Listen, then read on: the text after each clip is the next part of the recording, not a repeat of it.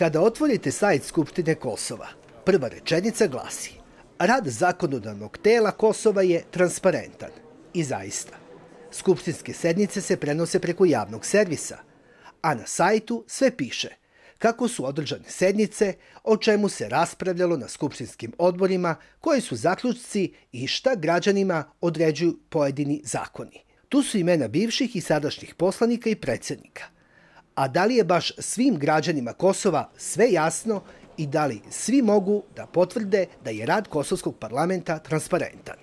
Prevoda skupštinskih sednica nema kada u sali nisu srpski poslanici, a njih, barem većine, tamo odavno nema. Kako se onda Srbi informišu o radu najvišeg zakonodavnog tela? Ništa, ne znam o života mi dijete. Slabo gledam ta televizor. Znaš šta, smutilo mi se više. Gledajući, gledaj, ja gledam ne znam koliko godine pa ništa.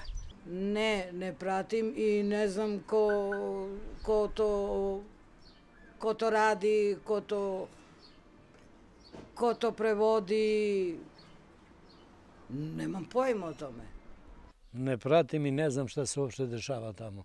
Pa nešto jesam, nešto i nisam, ti kažem gospodine pravo. Uglavnom pratim naše medije, ali pratim povremeno RTK 2. Ali ne mogu da kažem da znam baš preterano o tome, da imam neke informacije. Rad Skupštine pratim putem televizija, interneta. Nemam nikakve informacije. Njihove kanale ne pratim, a šta se dešava tamo kod njih ne znam. Jedino informacije imam preko srpske štampe. Mediji koji izveštavaju na srpskom jeziku imaju problem. Mi, znači, apsolutno ne stižemo na vreme, zato što je potrebno sad pronaći čoveka koji će to da nam prevede, a ako prevodimo mi to nešto sami preko kompjutera, preko Google-a, onda se tu dobije svašta, iskrivljeno i sve ostalo. A prevodioci su za Skupštinu skupi, ali su zato sva službena vozila mogu da vide posle radnog vremena ispred kafana i sve ostalog.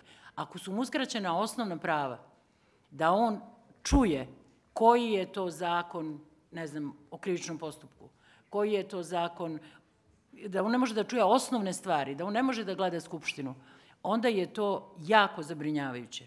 Srbi u Skupštini Kosova imaju 10 poslanika. To su takozvana zagarantovana mesta. Još onih 10, koja su se zvala rezervisana, odavno nemaju, još od 2012. godine, kada je usvojen Ustav Kosova. Da li je Srbima dovoljno 10 poslanika koji će štititi njihove interese? I dovoljno i nije. Je li trebalo da ih bude više? Pa treba više da bogne. Treba više da vide, da vide sloga, da vidimo svi jednako, ne da ovako da se delimo. Ovo je sramota. Nije dovoljno, ja mislim i da ne treba tamo da budu srpski poslanici u albanskim redovima. Oni su vekovima, godinama bojkotovali srpske izbore kad je nekad bilo. Trebalo što više, to je bolje za naš Srbe, da budu što više članova, to je bolje. Malo je 10. Uvijek je bolje da ih bude više. Sad, da li je dovoljno, nije to zavisi od onoga kako se radi u Skupštini i kako predstavljaju te naše interese. I 110 je malo, a ne 10. Šta je tu je? Bolje i 10 poslanika nego nijedan. A znaju li Srbi ko ih predstavlja u kosovskom parlamentu? Znaju li barem jednog od 10? Pojma ne mi to. Niti mi interesuje, niti ništa žimiti. Šta je da mi interesuje? Ne znam i oni koji su nas predstavili, oni bojkotuju i sve nam sprečili na granicu, nemamo ni lekove, nemamo ništa. Ne znam i ne trudim se da znam. Ne interesuje me to. Uopšte me ne interesuje. Srđan, on je glavni tu u Gračanici. Ali u Skupštini Kosova? A u Skupštini Kosova oni ga izbace, čas ga druge doteraju, ti kažem pravo, baš nisam u toku. Poslanici Srpske liste, ali koliko znam, oni bojkotuju rad Skupštine. I postoji SLS, to je Boban Petrović. To je ono što znam. Trenutno čini mi se da samo jedan predstavnik Srba je u Skupštini Kosova. Njegovo ime? Slobodan Petrović, da. Znao sam, sad ne. Pošto naši podneli ostavke, tako? Sad ne sam. Da bi se Srbima vratila rezervisana mesta, potrebno je promeniti kosovski ustav. Za promenu ustava pak potrebna je dvotrećinska većina u parlamentu, plus dvotrećinska većina manjinskih poslanika. Srpski poslanici, s druge strane, kažu da je nemoguće da se usvoji bilo koja njihova ideja. Kada god neki predlog stigne od Srpske liste, oni budu protiv. Čak i to ide do te mere da sam ja jednom prilikom na jednom odboru rekao da ukoliko bih ja predložio da sutra svane novi dan, da bude sunčano i lepo, oni bi glasili protiv. I nemaju samo Srbi problem. Od februara ove godine Skupština Kosova je samo 3 puta od više od 15 sednica imala kvorum, a svaku sednicu sa kvorumom ili bez njega plaćaju građani Kosova, kao i nedolazak poslanika na sednice i sedenje u bifeu umesto u skupštinskoj sali. Gde odlazi novac kosovskih građana?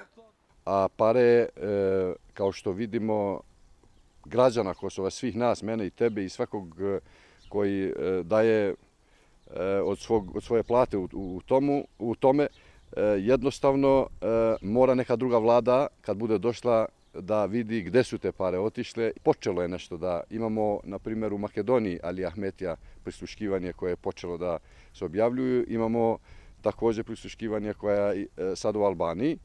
I koliko smo obavešteni, mislim da će biti mnogo šta i u nekom vremenu koje je ispred nas, da će izaći također i ovdje u Srbiji neka prisluškivanja koja će dokazati kako se pare naroda jednostavno kradu. Trenutna situacija u Skupštini Kosova. Pozicija, koalicija PAN, nema većinu.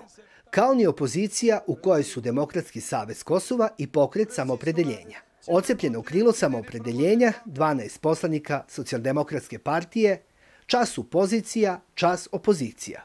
Srpska lista koja je bila u vladajućoj koaliciji sada je kao opoziciona partija sa 9 poslanika i ne dolazi na sednice Skupštine, osim kada je potrebno da produže mandat.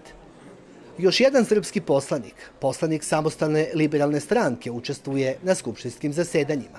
Doduše, za ovih 9 meseci, koliko mi pratimo rad Skupštine Kosova, nismo ga videli za govornicom. A građani? Njih će o svemu obavestiti kandidati u nekoj sledećoj predizbornoj kampanji. Do tada, neka se strpe.